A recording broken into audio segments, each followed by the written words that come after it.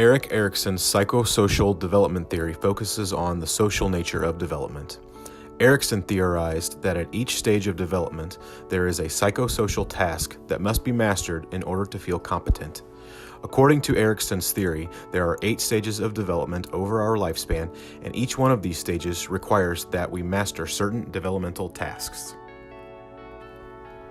Stage 1 occurs from birth to 12 months old.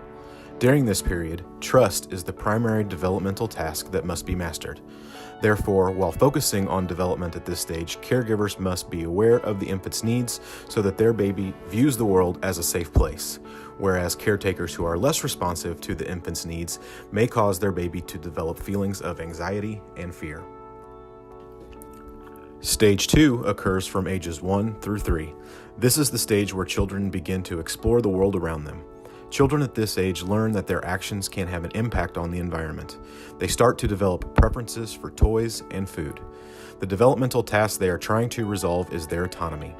Children are trying to gain independence.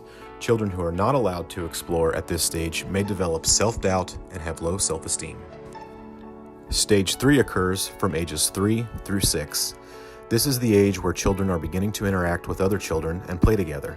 The developmental task that children are trying to master is initiative to help them achieve goals through interacting with others.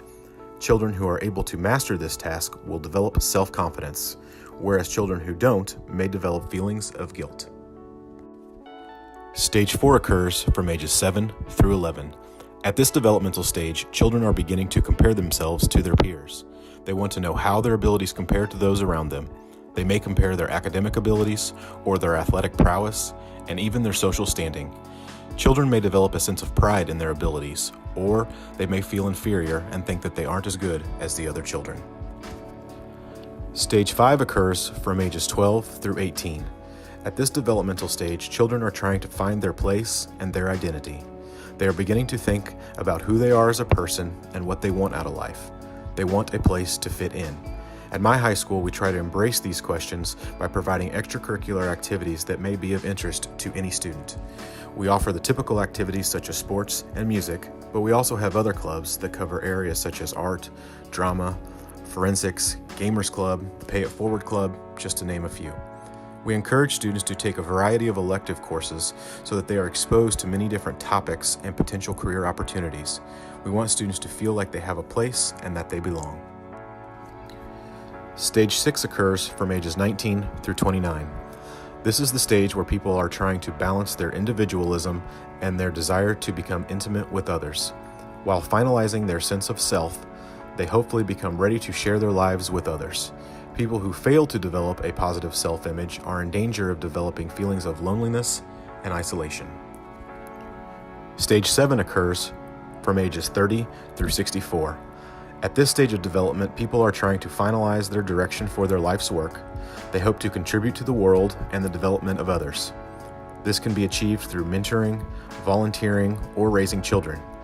Failing to achieve this, people are at a risk for stagnation, which could leave them feeling disconnected from the world and thus having little motivation for self-improvement. Stage 8 occurs from age 65 through the end of life. This is the stage of life where people begin to reflect on their life. This reflection may leave them feeling prideful about their accomplishments and having few regrets about how they lived their life. Conversely, if people are not proud of the life they led, they may feel as though they wasted their life and may dwell on the choices they should have made. This may leave them feeling bitter and depressed as they approach the end of their life.